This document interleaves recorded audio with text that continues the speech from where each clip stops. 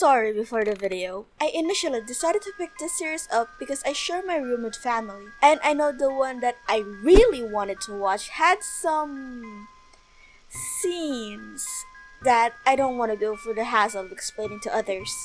So I picked this one up thinking that it'll satisfy my spoopy needs and won't interest the neck breathers in the same vicinity. Spoiler alert, that was not a good idea! Hello everybody, my name's Link and I'm here to admit I have a problem. Something you could call my character flaw, if you will.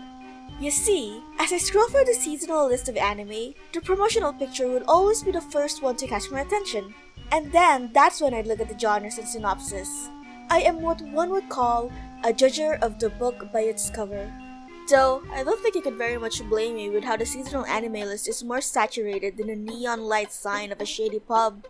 And the consequence of me being a filthy judger is that I either 1. Miss some would-be interesting shows because the promotional art wasn't eye-catching enough, or 2, which is the case for the topic of this video, if a show has an interesting enough splash art and it somehow slipped under my radar, either by being announced later than when I ticked off my seasonal watch list, or it had an earlier, less interesting cover art that my eyes completely glazed over, and the new one managed to take the cake, with its tags and summary indiscreet enough that it fools me into thinking it's gonna be one thing when it's actually the other. Okay, enough beating around the bush like a camper that really couldn't hold on for one more day. Naturally, if you read the title, then you know the one I'm talking about is Mieruko-chan, a story of an ordinary girl that suddenly and inexplicably developed the power to see ghosts?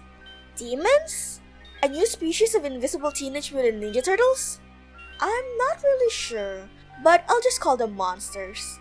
As they terrorize her in her daily life and she tries with all her might and her bladder clenched to act like she never saw them, before her parents start to wonder if she should be fitted for adult diapers. I will not lie, my lovely viewer. When I saw this, I honestly thought this was my anime of the season. Horror? A supernatural world right under the noses of normal humans who can't see them? Learning to cope with these new powers to deal with these horrors? Say no more, anime! I'm already entering your suspicious white van. You can hold on to your candy. The only thing that would have completed the ensemble for me was if it had mystery in it. But we can't be too greedy during these times. So I was entering the show expecting something of the Natsume Yujincho ilk. Though, more focused on the horrifying shit my pants aspect of seeing invisible monsters rather than holding hands and frolicking around the playground kind of business. So, putting up the episode, I am greeted with... And I was just... oh. Now don't get me wrong, I like a good boob myself. Perish any thought that I'm some sort of prude. Though this is definitely a far cry from any of my embarrassing fantasies of what I'd hoped this show could have been. No matter how scary the monster designs could be, like looking at the bottom of your shoe after walking on some shit, there was no doubt in my mind that they'd be nothing more than a simple trigger to get the young female protagonist to trip and have the 3 inches of her excusable skirt to flip over, as her friend's bosom bounces like a jackhammer at the gentle breeze passing her by. Because this is anime. Which, I will say, sexy fuckery isn't even inherently an anime thing for the horror genre. Who popularized their female characters running around in flimsy towels while being chased by an axe-wielding murderer anyway? And as much as we like to say that anime has improved from the yonder days where you were bullied for liking it, as it's pretty much associated with animated jack-off material, that's only because you've watched the mainstream ones. There are still plenty of shows coming out every season where, if you were to show it to your conservative Christian grandma, would get you castrated. And I was thinking I just unwittingly stepped into one of them, like that aforementioned shit metaphor. And I was about to write it off, about how I wasn't really in the mood to analyze the psychology of it, whether the pattern on the girl's bra is some depraved ink blot test, whether it's to be roses or a clenched butthole, giving you subliminal messages of how you're supposed to be feeling at that instance, or how every other camera angle is a worm's eye view, as a representative of our meager existence to the powers beyond our understandings, and no, not actually an edging technique to grip those horny boners over the mere thought of a 2D high school girl's panties. No, I would not like to expand on that and call it a day. As you can see from the amount of time left on this video, And very much like the experience of watching the show, there is an inevitable but. Cause you see, even after my rather negative thoughts on the series, no fault of the show and or rather my own for not looking hard enough, I still couldn't tear my eyes away from the show. And I'd make a joke about boobies here, but I do think the show tones the fan service down for some time, only to spike up at random intervals later, as if they forgot that they were supposed to do like, oh fuck, shit, we got too invested in making good ambience for horror and haven't been sleazy for the last 10 minutes. Quick, time to throw in a random bat scene. Anyway, where was I? Yes. This show isn't actually that bad, and at the very least has substance. It does do a good job of giving its horror comedy genre justice, where I do find myself enjoying, and sometimes even laughing with the gags they have in place. Though, unfortunately, nothing stands out at the moment for me to recall. What I ended up really enjoying is, in fact, the horror side of it.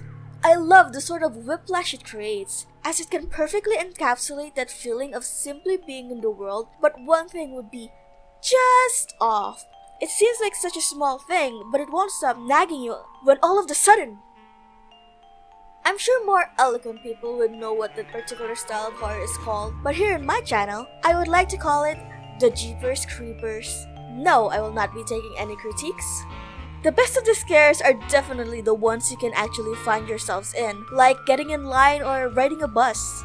And my heart actually does pick up just imagining being in that situation, despite having the power of foresight to know that this anime focusing on anything that isn't a pair of tits is most likely a monster. And then creating this somewhat artificial sense of being trapped and hopeless. Not that artificial is bad. I'm pretty sure my neon orange chip isn't actually made with cheese, but it's still inhale a bag of it. This sense that the protagonist is pinned down without a way out, because reacting would indicate that she can see them, and with that knowledge, the monsters will... Well, we don't know actually. She sure as hell isn't willing to try. Though one would really wonder, since she seems like she can pass for them easily enough, will acknowledging they exist enable them to harm her now? The best thing I can come up with is that now they just won't stop bothering her, since she's the only one that can see them. Which is fair, to be honest. Just one of those hentai ugly bastard rejects following me around for the rest of my miserable days would make me want to put all those years of ignoring pushy flyer holders to good use too. Episode 3 seems to be where the show's really struck the right chord with me.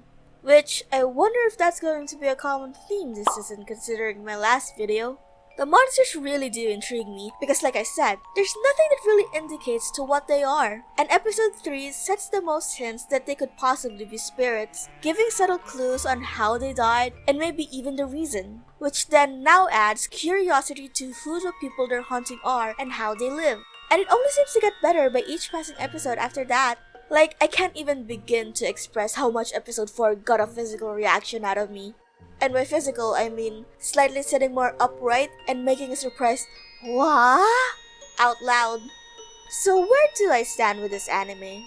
I like it. Rocky as our relationship was at the beginning, once I got over being a baby, I could clearly see what the show was truly offering and its strengths. I do recommend watching it if you're someone like me who enjoys horror and supernatural, but not really ready to commit to seeing gore and jump scares. Warning for some maybe body horror though? While enjoyable, I don't think the comedy is anything to write home about, since a lot of them do tend to cling onto that pervy kind of humor. And chances are, if you're here to watch it for the ditzy girl who has big boobs, then you're already watching it. And it's some of that slapsticky humor that really gets me cackling. And that's it for this one, everybody! Comment down below on what you think of the anime, or if you're interested in watching it now. I'd love to see what you guys think. Check out my other videos to see my other first impressions on some seasonal anime, or check out this playlist to see my series on anime you might not have heard of. Are they hidden gems, or do they deserve to fall into obscurity? Let's find out together. And as always, don't forget to like the video and consider subscribing for all things weeb and anime. Bye bye!